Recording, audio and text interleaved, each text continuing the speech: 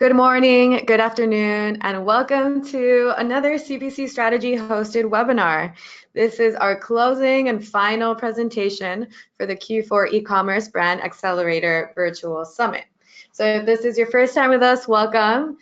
We hope to see more of you at future events. If this is not your first time, welcome back. We're happy to have you here for another summit webinar or just another webinar in general. We all realize that Q4 and the holidays are right around the corner, so it is vital to ensure your digital media plan is optimized for increased visibility to convert shoppers during the most competitive time of the year. So in this webinar, how top e-commerce merchants approach cart abandonment, Privy will be talking about how to best combat cart abandonment and how to flip the potential loss into a win. So before we do dive into the content, I want to quickly go over the summit in case any of you missed it. Let's see if I can click over. Okay, great. So yesterday we had CPC Strategy presenting on balancing your e-commerce and your Amazon strategies, Trustpilot on social marketing and social proof, Nielsen IQ on marketing effectiveness and measurement. And earlier today, just about 15 minutes before this one, at Espresso spoke towards retargeting techniques. So if you did miss any of these, don't worry, we will be sending out all session slides and recording. And now we have Privy, as I mentioned before, closing out the summit and speaking towards cart abandonment. So I will go over some logistics before we dive in. I would like to introduce myself. I am Annalicia. I am CPC Strategy's webinar coordinator. I will be moderating today's webinar as well as queuing up all the questions in the back end. So to that regard, there should be a tab on your GoToWebinar panel that says questions on it. Submit all your questions for our speaker today through there, and I will be queuing them up for our Q&A portion towards the end of the presentation. Also, if you have any technical difficulties, please shout it out in the questions tab as well. I will be here live answering all your questions and technical difficulties. As I mentioned, if you weren't able to attend any of the previous sessions, or if you have to leave early today, whatever it may be, we will be sending out session recordings and slides before the end of the week, hoping for tomorrow. So no worries about that. You will have these to reference back to. We also have some additional resources available for download below the questions tab. There is a handouts tab. We have some resources there that are relevant to our summit as additional resources to you all, so feel free to download those. Lastly, we ask that you join in on a poll question that we will have coming up in a few slides here. And yeah, that'll take over your screen, so no need to worry about how to participate for that. And next, I think I will pass it over to Josh, who will introduce himself and introduce Privy to you all. I don't know if I can click. There we go. Thank you, Josh. I got it. Yep. Hi, I'm Josh. Thank you, Annalicia. I head up marketing over at Privy. And what we do, we're really focused on helping small and medium-sized e-commerce brands grow their email list and reduce abandonment through the use of targeted on-site displays and automated emails. Prior to Privy, I worked for a few years at Constant Contact and a bunch of other e-commerce companies. I've been doing marketing since before e-commerce was a thing, which is kind of sad. But I think what you'll find as we go through this, that a lot of these tips are pretty self-evident if you take the time to sort of think about them. So I'm going to cover a few different things today. First, we're going to look at the state of abandoned carts from a merchant perspective with some data that we have on that. The common approach to combating cart abandonment and sort of what's wrong with the way people are going about it. Then we'll talk a little bit about why the notion of sort of continuous list growth matters for abandoned cart, and also then looking for pre-abandonment signals and how to intercede before visitors leave your site. And then finally, some best practices around email cart abandonment. I think I will go ahead now and launch the poll question. If everyone in the audience can reply to their best ability. It's just to kind of gauge who's in the audience today and how you approach cart abandonment. So the poll question is, how do you approach cart abandonment? So option being, you don't have an abandoned cart strategy just yet. Option B, you send a single abandoned cart email to people who have abandoned. Option 3, I have a series of emails for all abandoned carts, regardless of value of what's in the cart. Option 4 over here, you use one set of abandoned cart emails and other strategies to reduce cart abandonment for your customers, regardless of value. And the last option here being that you use different offers and different tactics based on the size of a shopper's cart to reduce cart abandonment. So just an idea of what the audience here uses to combat cart abandonment, and how Josh can kind of help you with some strategies today. So some responses are still coming in. I think now it's been a little bit static for a bit, so let me go ahead and close it and share with you all. So the majority here, 44%, don't have an abandoned cart strategy. So that's great. Josh will be giving you some great tips along this presentation today on how you can maybe start building up your cart strategy. Another big majority, 28% here, have a series of emails regardless of value. After that, we have 17% of you send a single abandoned cart email. 0% uses a set of emails and other strategies, but 11% uses different offers and tactics based on size of cart. So it seems like the majority, 44%, does not have an abandoned cart strategy just yet. And then the second majority has a series of emails regardless of values, and that's at 28%. Awesome. So yeah, so awesome, good stuff. It's time for Josh to then share some of his expert tips. Okay, Josh, we're seeing that. Yeah, perfect, perfect. Awesome. So just close this up. It looks great. good. So, yeah. Yep. Great. So it's interesting to see so many of you who are either have a very basic strategy or no strategy at all. So that's exciting, and I think you're very much in the norm, and we'll see that as we walk through some of this data. I think we can all agree that abandoned carts are a huge problem within e-commerce. In fact, we did research earlier this year that showed 72% of merchants consider reducing the number of abandoned carts to be one of their top challenges. As we all know, it's pretty hard to get consensus about anything anywhere these days, but this is something most people seem to agree on. In fact, it's a little bit more than that. Only 3% or less than 3% said this wasn't a problem for their business. So regardless of size of business or what vertical you're in, abandoned carts is definitely a challenge. So then we asked merchants why they thought people were abandoning their carts. And by far, the number one answer here was that shoppers simply weren't ready to buy. And I'm sure that's true in a lot of cases, but I think it also puts the shopping process in a more structured context that I think a lot of people are really in, especially on their mobile devices, right? So as consumers, we're often shopping while doing a million other things that we can't totally control or predict. And as marketers, we're trying to insert ourselves into that process. We certainly can't control or predict it, right? So one minute you're browsing the latest new items in your favorite online store, or maybe you found a cool new store you're checking out, and the next your son steals your phone and he's taking selfies on it. This is my son, he's 8, he steals my phone all the time. He closes tabs on my browser, and then, my cart is now abandoned. I'm probably not gonna remember to go back on my own. I think this is a pretty normal thing, and as marketers, this poses a huge challenge for us. So when we think about what are merchants doing, you guys are on it, right? The number one tactic by far is sending abandoned cart emails. And the good news is that abandoned cart emails really do work. These are some stats from our friends over at Klaviyo, and you can see that, businesses with an average order value between $100 and $500 are able to recover at least 4% of their abandoned carts. And businesses with average order values under $50, so smaller items, are recovering 3% of their carts on average.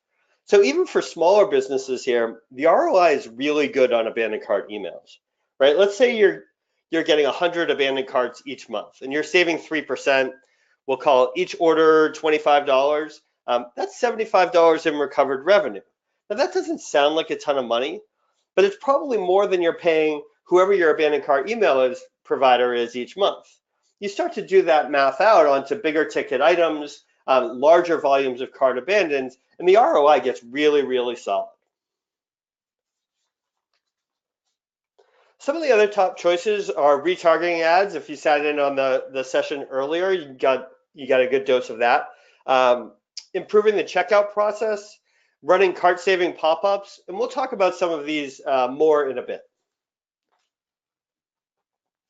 Interesting, we found, and this was sort of consistent with what you guys said, we found that regardless of tactics, people were mostly using a one-size-fits-all approach to their cart abandonment strategy, right? Which is kind of crazy when you think about it. You know, you got to look at your best customers, your most valuable customers, and we should be doing different things for them than we might do for someone who's going to come buy something small and leave.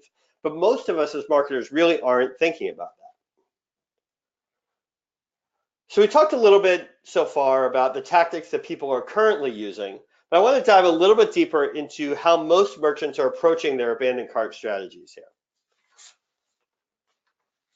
So whether it's in one sitting or, you know, while wrestling over your phone with your child, shoppers are still going through a series of steps before they complete their purchase, right?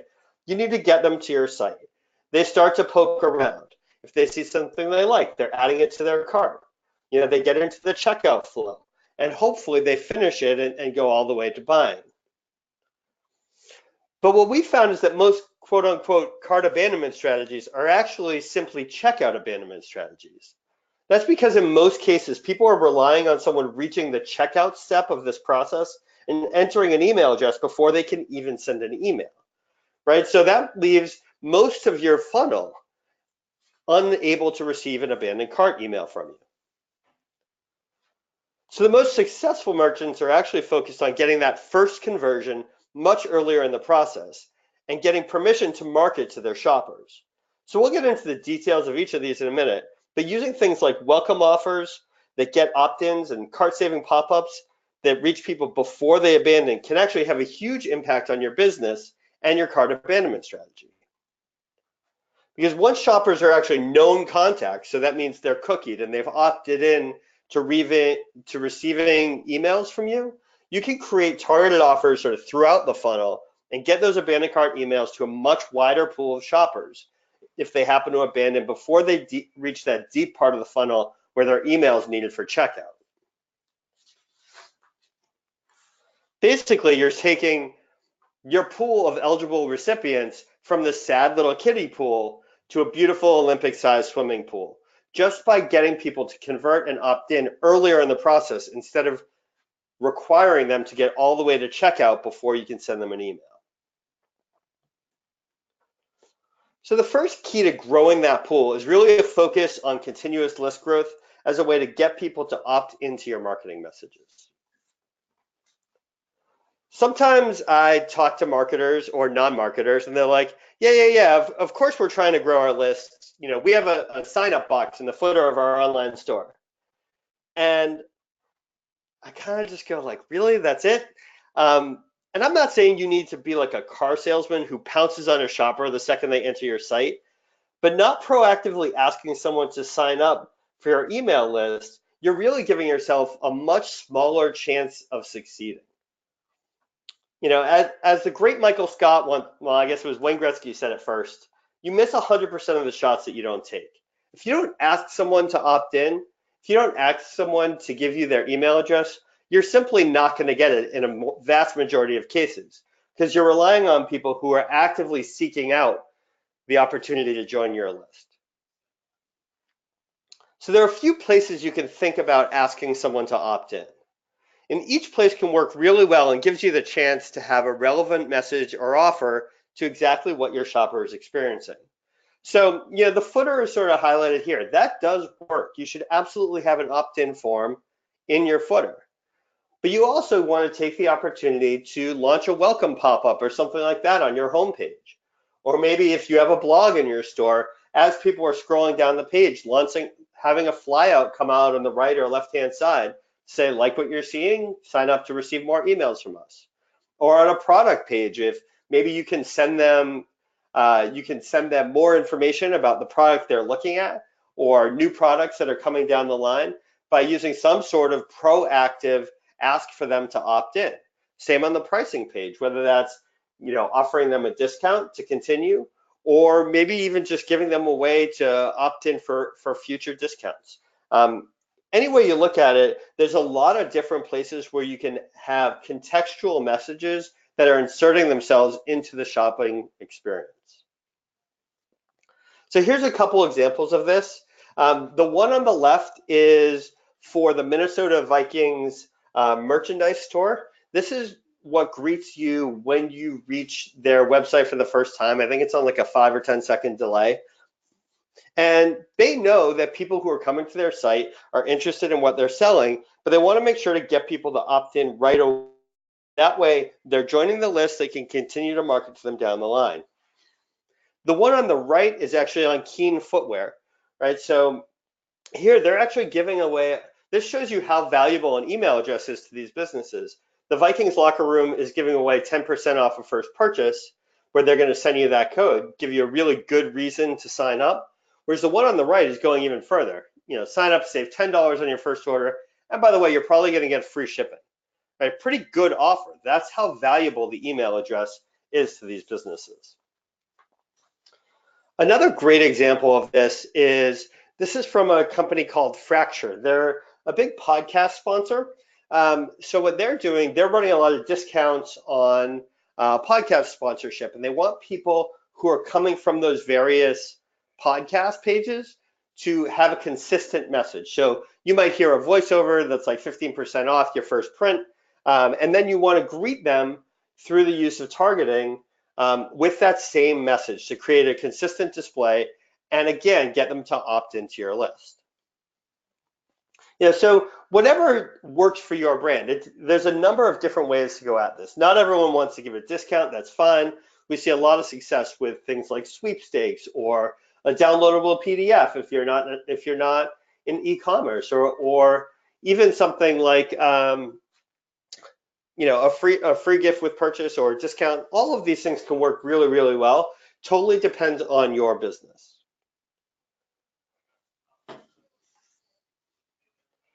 So in addition to sort of continually growing your list to grow that eligible pool of people that you can send abandoned cart emails to, using well-timed pop-ups, you can actually stop abandonment before it happens, right? So what are some of the signs that someone might be preparing to abandon?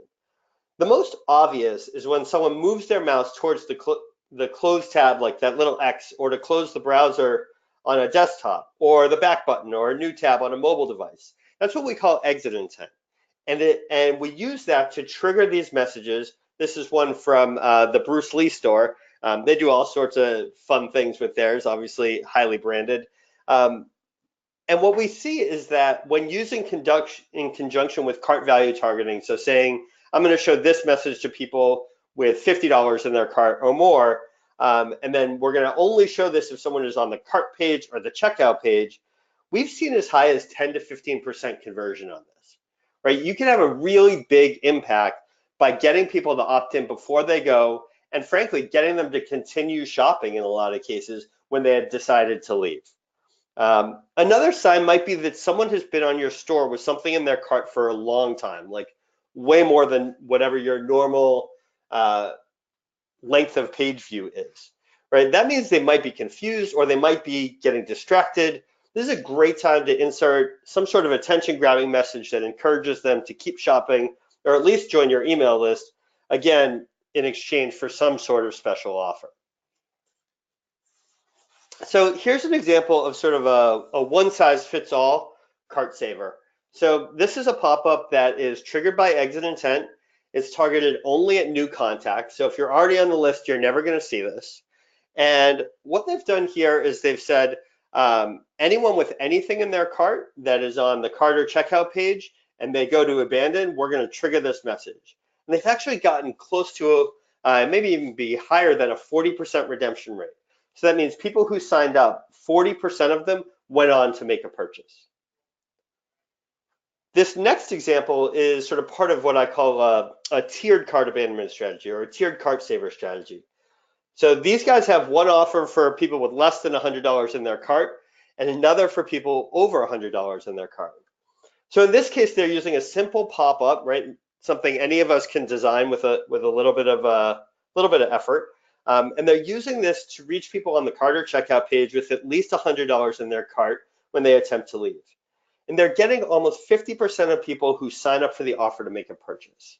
Right? 50%, pretty crazy. And this is something that, you know, almost any of you could figure out how to do. This is not rocket science right here. So now let's move on to abandoned cart emails, right? So we've talked a bunch about how you grow your list, how you can sort of intercede when it feels like someone might abandon. And then here's the question of, okay, now they've left your site, what do you want to do about it? So first, it's important to think about that first abandoned cart email, right? A lot of you were using multiple emails, which is awesome. We'll talk about that more in a second. But that first email is super important.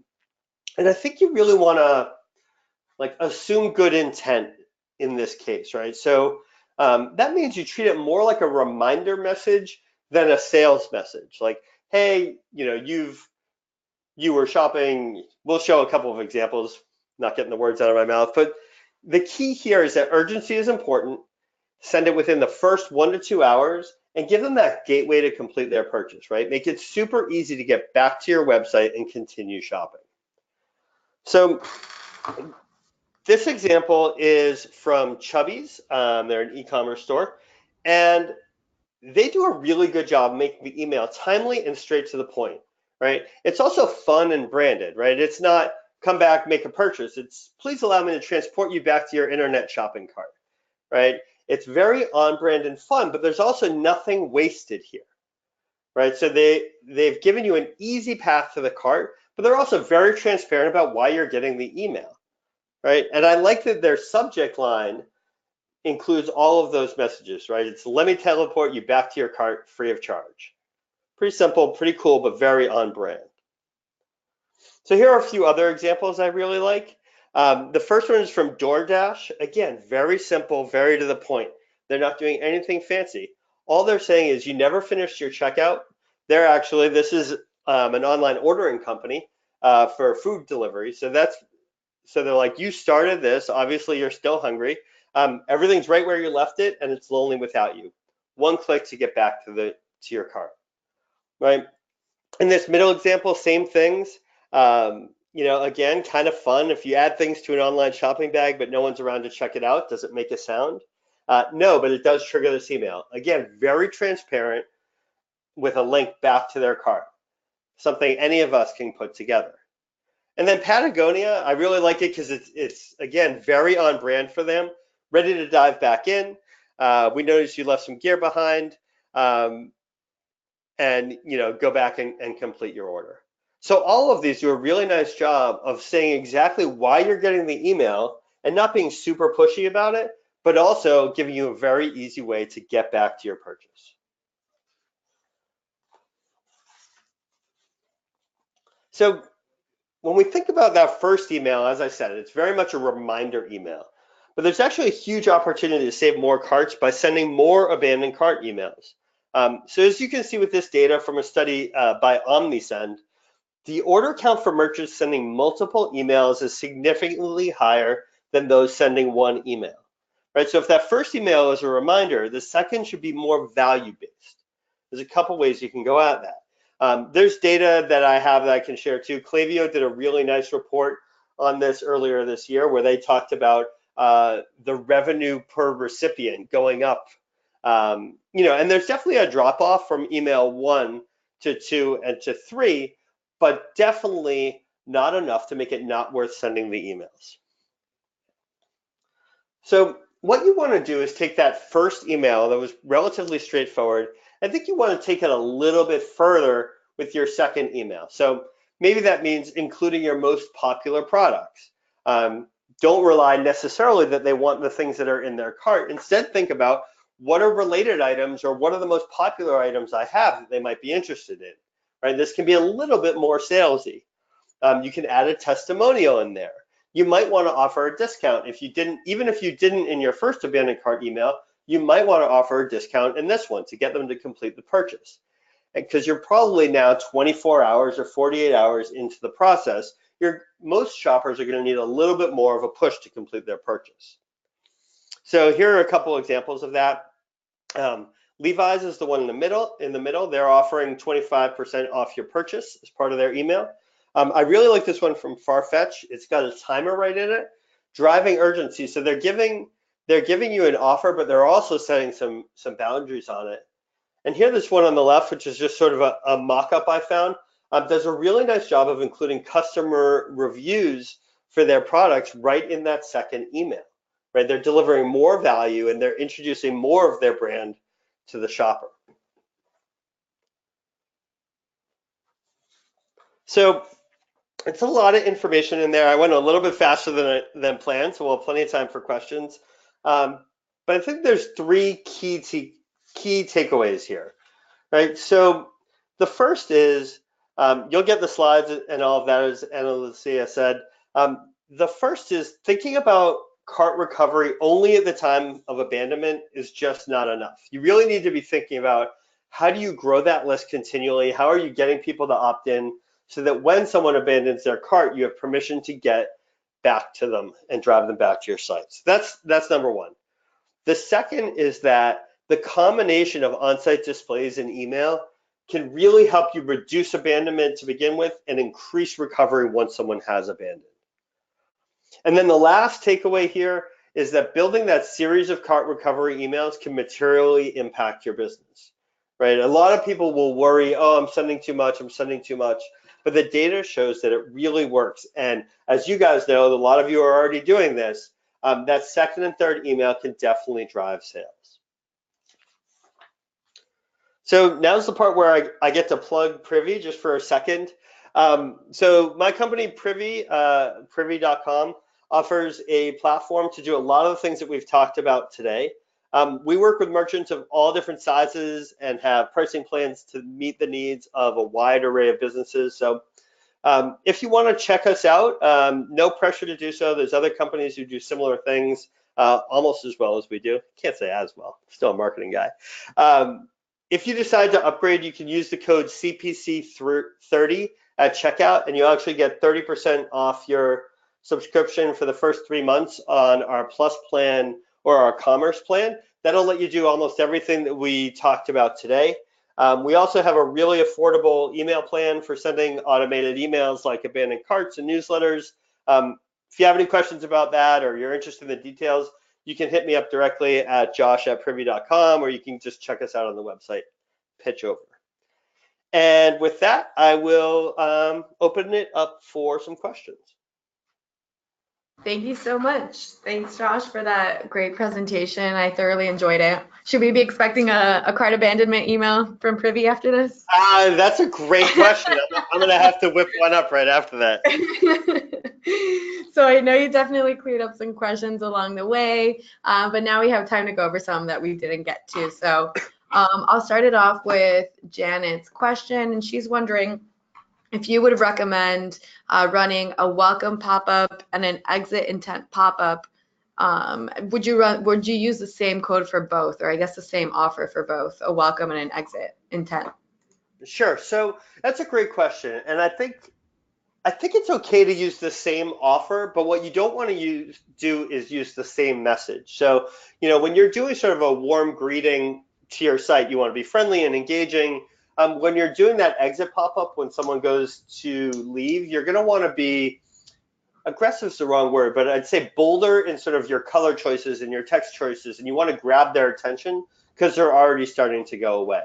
So even if you're offering 10% to sign up on both of those things, I think you still want one for welcome, one for exit, that look and feel a little bit differently. So maybe change the creative a little bit. Correct. Yep. Okay. Great. And I was looking, all those cart abandonment emails and offers all have some pretty good creative there, right? Is that something that you would recommend, always including some sort of graphic or image? Yeah, I would. I think that, some people really like the text only emails, but I find, and our data supports this, but certainly as a consumer, having a little fun with those emails is a little bit better, and it gives you, an image is going to stand out more in someone's inbox than just text. It's very easily dismissed. And you can play a little bit with the images to be on brand and not as salesy, but still make it very clear what you're trying to do. Yeah, like that Glossier one I noticed was a good one, very on brand. I'm a Yeah. Glossier customer myself, so. Oh, awesome. So then I have a question here from Eddie, who's wondering, so you did speak, I think you said 3, but how many cart abandonment messages should you make? Is 3 the standard that you'd recommend? Yeah, I think 2 to 3 is a good starting point. At least 2 to 3 for the same audience. So if you're running sort of a tiered abandonment strategy, you may want 2 to 3 for your high value customers and 2 to 3 for everyone else. Okay. Generally we see, we'll send them, 1 hour after, and then 24 hours after, and then maybe 48 hours after that. So Yeah. relatively quick succession. Some people will say to go beyond 3. I don't.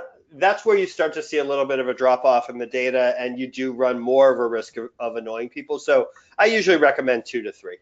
Okay, got it. 2 to 3, but then for different segments, different kind of audiences of your customers. Yep. And then there was a question here on time frame and frequency. So you said 24 and then 48 pretty much is a standard.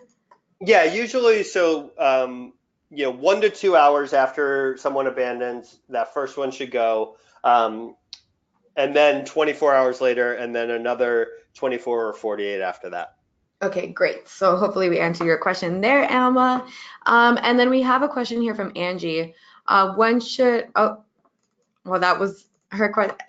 Angie had the same question as Alma, so that's great. But her second part of her question is, what are some good subject lines, or what are some, I guess, tips when you're creating subject lines to help an open rate, which I know is a tricky question because here Yeah. on the marketing team, coming up, that's the secret sauce, right? If you get that great subject line to get people to open, it's everything. So I don't know if there are any tips that you would recommend when it comes to cart abandonment specific Yeah, I emails. was I was just reading a report about this this morning. I didn't have a chance to put it in here, but I think the biggest thing, um, whether you're being cute with your words or not, you want to make sure to include you've left something in your cart, right? Like make it really clear, especially with that first one, which is really that reminder email. You want to make sure to make it very clear in your subject line.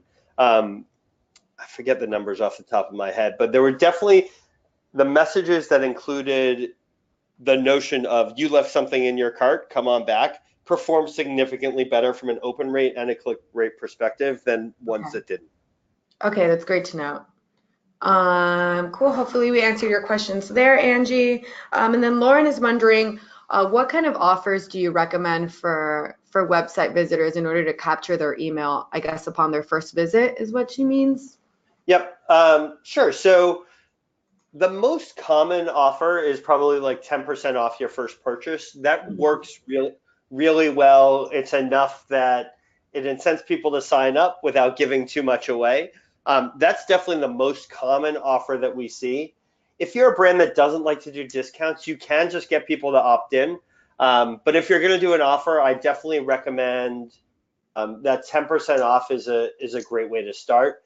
And you may want to test that over time. Like you can A/B test those forms to figure out, does a 20% offer or does a free gift instead of a discount, do those perform better? But it does vary a lot, depending on the audience. Okay, got it. And now I have another question here from Jason. So, how long does it take to see effective results from once you start your cart abandonment strategy? I don't even know how to answer that Maybe necessarily. immediately? I mean, I would say it can have an impact right away. Like a lot of that is so dependent on what's the traffic that you're getting on your site. But I think the thing that you'll see, the only thing that sort of takes time is to build up that email database of opted in people that you can send your abandoned cart emails to. But those cart saving pop-ups and the list growth strategies And once someone's a known customer, like there's really no time lag there. It's just a matter of how many people do you have who have opted in. So that's where it can take a little bit of time to sort of grow that database. Yeah, makes sense. Okay, so that wraps it up with the Q&A. I have no more questions here. Everyone, if you have anything else, please send it in now. Josh, I will ask is maybe if you have some tips that might be more specific for holiday. Are there any holiday specific cart abandonment tips that you would recommend? Yeah, so absolutely. So, we've been thinking a lot about sort of how to help our merchants for Black Friday and Cyber Monday and all that. I think there's a couple things that you want to think about, both in your emails and in your pop-ups and your flyouts and things like that.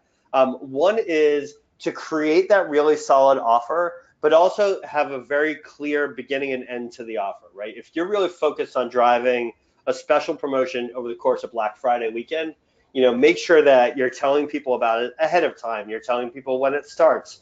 That on-site experience can often have like a timer built into it to really drive that sense of urgency. And I would adapt my abandoned cart emails to make sure they have the offer right in there and they have the endpoint right in there, right? So I think that sense of urgency is really important, especially if you're running a special discount.